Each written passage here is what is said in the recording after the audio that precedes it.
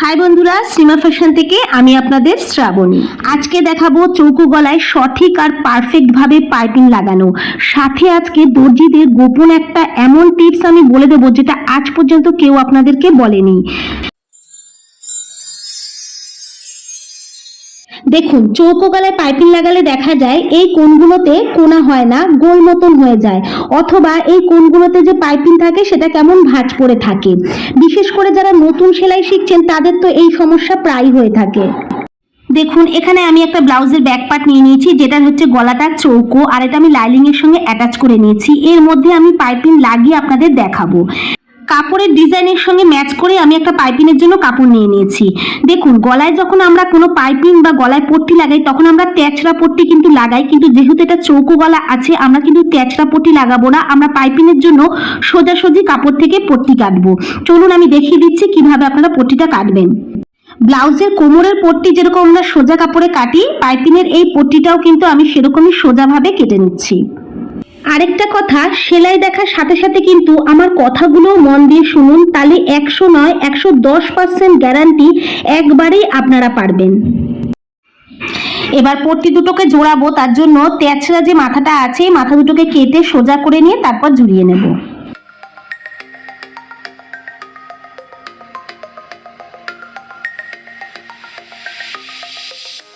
এবার এই সেলাইয়ের কাপড়টাকে এইভাবে দুদিক থেকে খুলে একটু নখ দিয়ে ডলে দিতে হবে।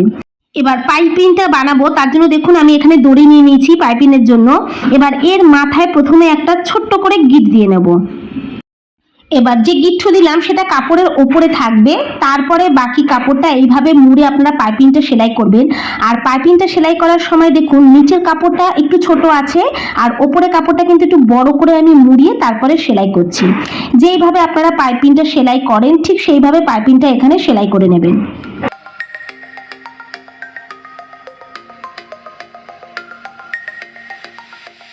দেখুন, পাইপিংটা আমাদের বানানো হয়ে গেছে। এবার এটা আমরা ব্লাউজে জুড়বো। ব্লাউজটা আমি সোজা করে বসিয়েছি আর সোজা দিকেই আমরা পাইপিংটা জুড়বো, আর 1/2 ইঞ্চির মতন কাপড় ছেড়ে তারপর পাইপিংটা বসিয়ে আমরা জুড়িয়ে নেব।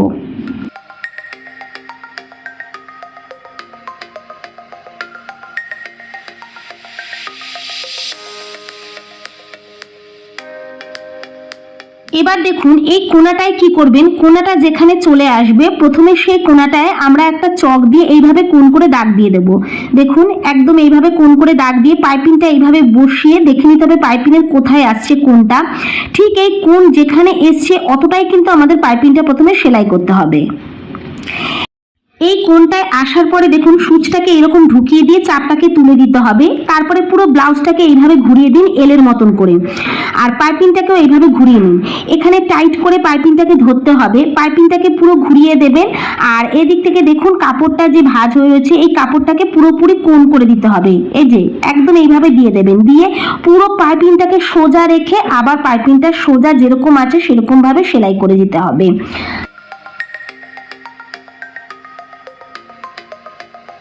আবার দেখুন এই কোণটা এসছে, এই কোণটাতেও সেম এরকম তেচড়া করে আগে কোণে দাগ দিয়ে দেব। তারপরে দেখুন পাইপিংটা এর ওপরে এইভাবে বসিয়ে দেখে নিতে হবে কোথায়, পাইপিংয়ের ওপরে ওই তেচড়া দাগটা দিয়ে তারপরে আবার ঠিক সেম ভাবে একই রকম ভাবে সেলাই করে নিতে হবে। আমি একটু সামনে থেকে দেখাচ্ছি, দেখুন এবার দেখতে আপনাদের সুবিধা হবে। এই যে সূচটা এরকম ঢুকিয়ে দিতে হবে, দিয়ে আবার চাপটা তুলে দিয়ে এইভাবে পুরোপুরি ঘুরিয়ে নিতে হবে। এবার পাইপিংটাকেও ঠিক কিন্তু একই রকম ভাবে এরকম ঘুরিয়ে নিতে হবে, আর পাইপিংয়ের যে এক্সট্রা কাপড় সেটাকে এইভাবে উপর দিকে ভাঁজ করে তুলে দিতে হবে। তারপর যেমন আছে তেমন ভাবে সোজা টানা সেলাই করে পাইপিংটাকে লাগিয়ে নিতে হবে।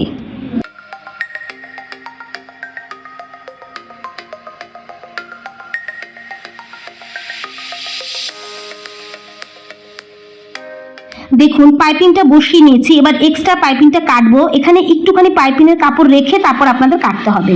এবার ব্লাউজটাকে পুরো উল্টে নিয়ে আমরা কোণটাতে কাট লাগাবো, তবে কোণে যে কাট লাগাবেন শুধুমাত্র যাতে ব্লাউজের কাপড়টাতেই কাট লাগাবেন, আপনারা কিন্তু পাইপিংয়ের কাপড়টায় কাট লাগাবেন না। আর এমনভাবে কাট লাগাবেন যাতে সেলাইটা না কাটে। এইভাবে পাইপিংয়ের কাপড়টা নিচ থেকে নামিয়ে নিয়ে তারপরে আপনারা ব্লাউজের এই কোণটাতে কাট লাগিয়ে দিন। এবার এই কোণটা কাট লাগানোর সময় সাইড থেকে একটুখানি কাপড় ছেটে দিন, এতে কিন্তু পাইপিংটা খুব ফিনিশিংয়ের সাথে কোণায় বসবে, এটা আপনাদের কিন্তু কেউ বলবে না। এইভাবে একটুখানি ছেটে দিন কাপড়টা, এটা কোনো কোনো কাজে আর লাগবে না। এবার দেখুন পাইপিংটাকে আমাদের উল্টে বসাতে হবে। তার জন্য দেখুন এইভাবে আপনারা কাপড়টাকে প্রথমে ভাঁজ করে নিয়ে ডবলে একটা এখান থেকে চাপ সেলাই দিয়ে দেবেন। এবার আমার এখানে যে ফুটটা আছে সিঙ্গেল ফুট, এটাকে চেঞ্জ করে আমরা ডবল ফুট লাগিয়ে নেব। দেখুন আমি ডবল ফুট লাগিয়ে নিয়েছি। এবার এটাকে টানা ধরে শুধুমাত্র সেলাই করে দেবেন।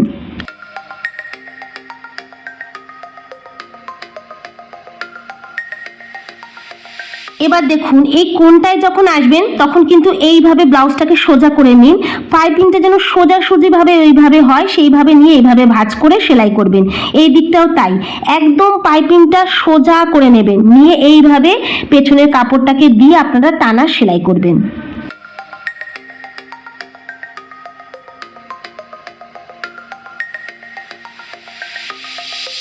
দেখুন এবার পাইপিনের এই দুটো কোণ কিন্তু কিরকম উঠে রয়েছে, এটা যদি আপনারা উল্টে দেন তাহলে এখানে ফিনিশিং এর সাথে কিন্তু বসবে না। তাই আমাদের এই দুটো কোণায় একটুখানি কাট লাগিয়ে দিতে হবে, সুন্দর করে জাস্ট একটা কোণ করে তেচড়া করে কাট লাগিয়ে দিতে হবে। পাইপিংটা যাতে না কাটে, যেখানে আপনারা দড়ি ঢুকিয়েছেন তার আগে পর্যন্ত কাটটা থাকবে, এইভাবে কাট লাগিয়ে দিন।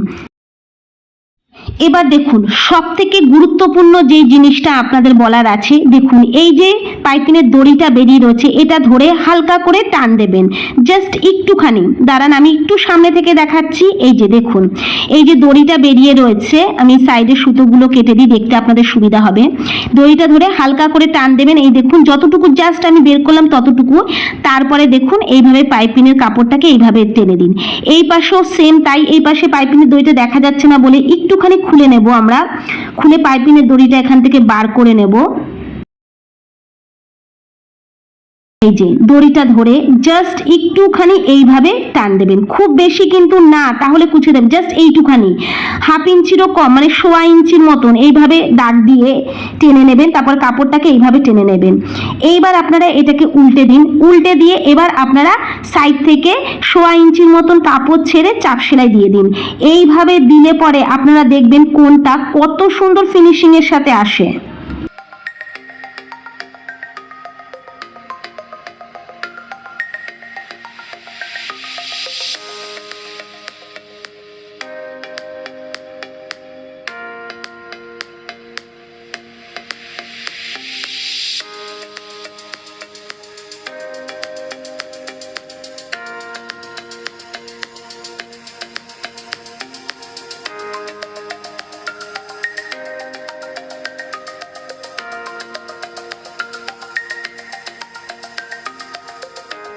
দেখুন চাপ সেলাই দেওয়ার পরে দেখতে ঠিক এমন হয়েছে, আর কতটা সুন্দর ফিনিশিং এর সাথে কোণগুলো এসেছে সেটা আপনারাই দেখতে পাচ্ছেন। আশা করছি আপনারা বুঝতে পেরেছেন কিভাবে চৌকো গলায় পারফেক্ট ভাবে পাইপিং বসাতে হয়।